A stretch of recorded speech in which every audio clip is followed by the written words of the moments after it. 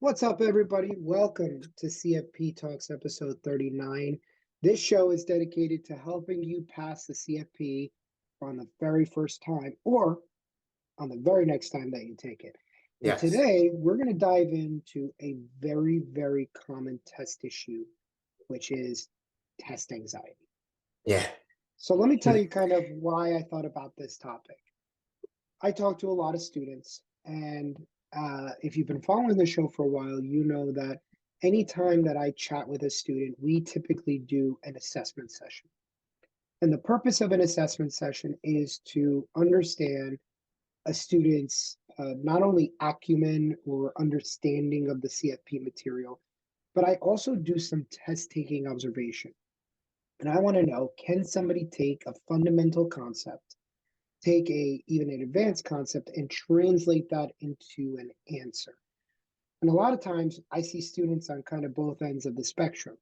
Some people who are not very good at test taking, they get really nervous, they start second guessing themselves.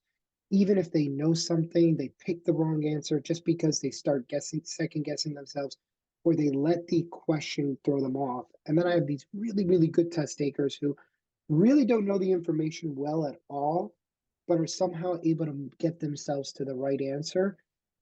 And they're kind of two sides of the same coin because those two types of test takers end up in the exact same place, which is when the exam gets hard, it ends up throwing them off.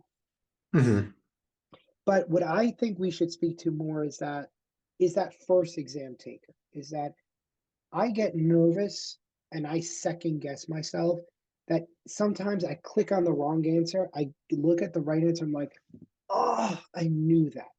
Yeah. And that's where people fail the exam. And that's where a lot of people fail the exam. I call those 50-50 questions.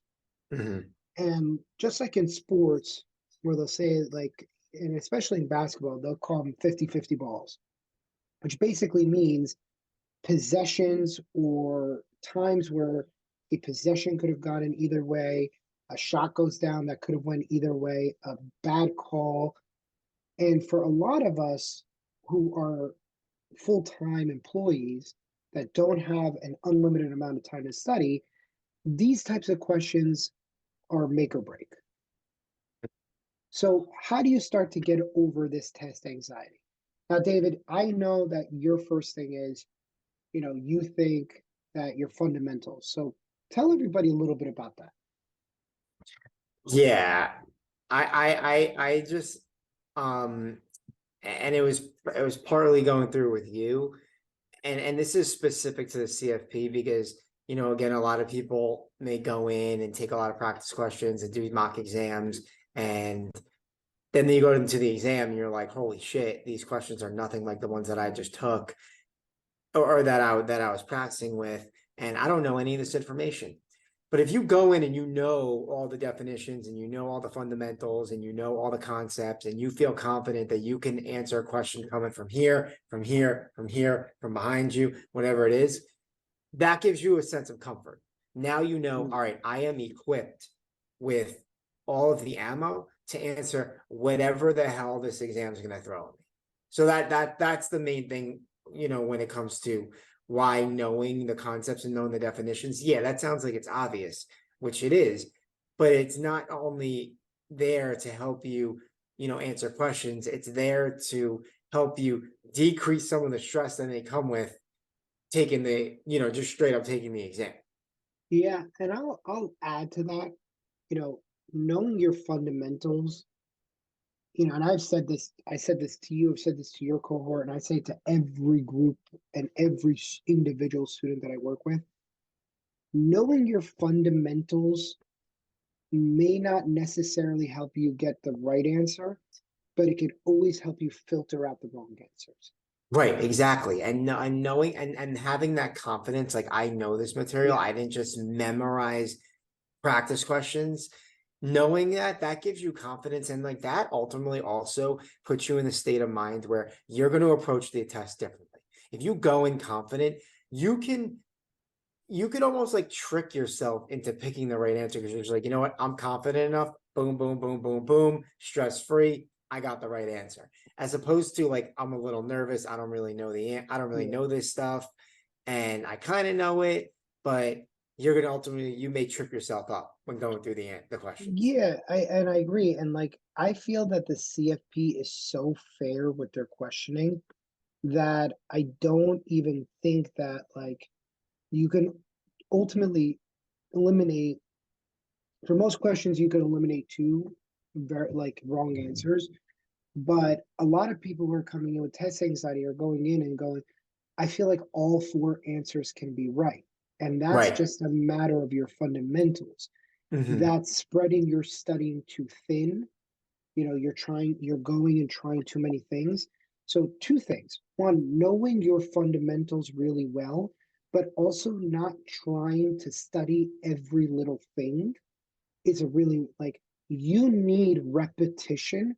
And if you're trying to literally study every little sentence, every little fact, you're going to know nothing. Yeah. But if you taper that back and you go, well, I'm going to know these five things really well, well, it's a little easier because it's kind of like putting one foot in front of the other. I'm going to know these five things really, really well. And then once I'm done with that, I'm going to learn the next five things. I'm going to learn the next Right. five things instead of Right. trying to go like, and you see people do this with their study. They start here and then they go here and then they're here and then they're here and then they're here and then they're here and then they're here and they're here. And I've tried flashcards and then I'm doing the sheets and I'm writing and I'm doing this. Pick one study mode, whether that's flashcards, and even if you're gonna, it's not what I would recommend is going in and just trying to do practice questions, but picking 5 or 10 different ways to study might feel like you're doing more, but you're actually getting nothing done. Yeah.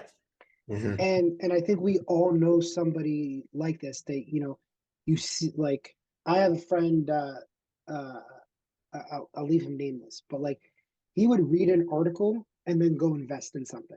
He'd read another article. He'd go invest in something else. He'd read another article, and like you're sitting there and going, dude, you've literally invested in 55 different things. You're not building wealth in any one place. Consolidate it and put it in one place. And that way you're actually doing something worthwhile. And, and when he started doing that, now he could see his wealth growing. It was encouraging, it was motivating. He wanted to save more money because seeing 12 accounts with $1,000 in them versus seeing one place where you're building wealth and you can see it is much better. And it's kind of like the analogy that I really like using is when I was in high school, me and my friends would go to the Jersey Shore, real Jersey moment right here, right? And we would drive down, it was about 60 miles away from my house, and we would race down the Garden State Parkway. And we'd be weaving in and out of lanes. And we had one friend who literally sat in one lane and would drive the whole way there. 9 times out of 10, he would beat us there.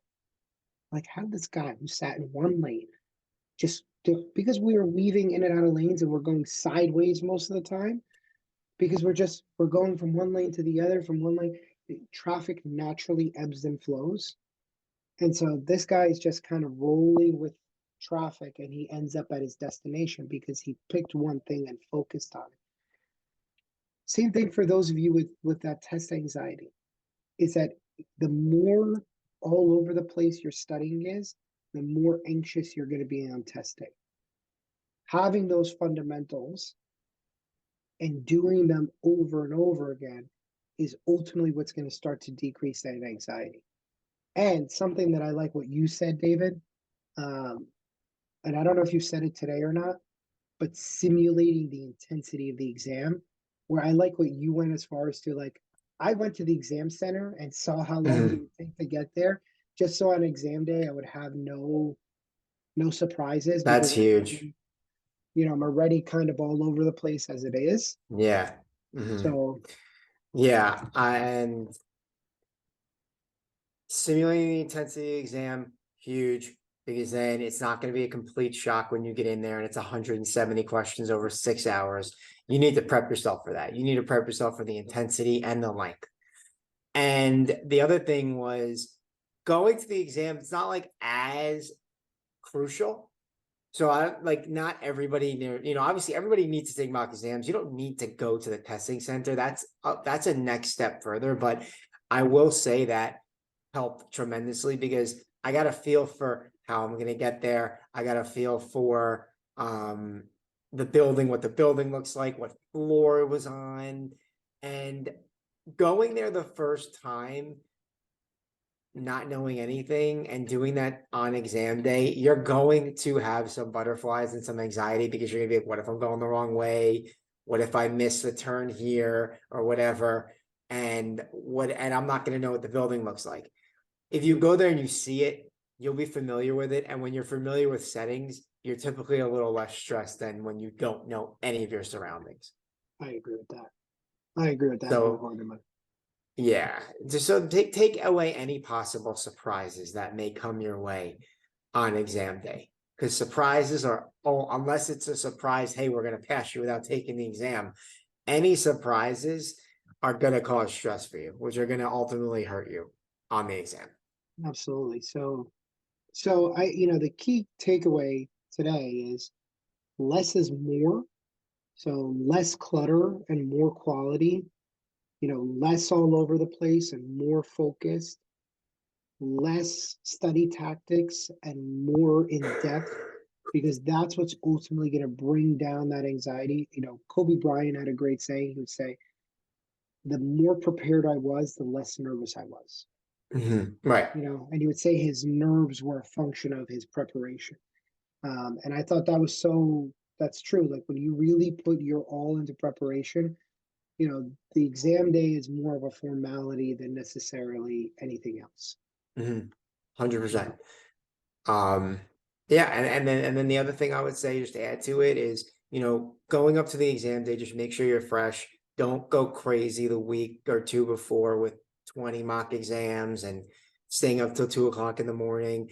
Get the right amount of sleep, like Joe said, always says, make sure you're getting your, 7, 8 hours of sleep, eat healthy, go to the gym if that's part of your routine, and just keep your body fresh because that's gonna keep you going and keeping you that'll give you fuel heading into exam day. Yeah, agreed. All right, everybody. As usual, feel free to reach out to myself or David with any questions or comments and concerns, and we will see you guys next week.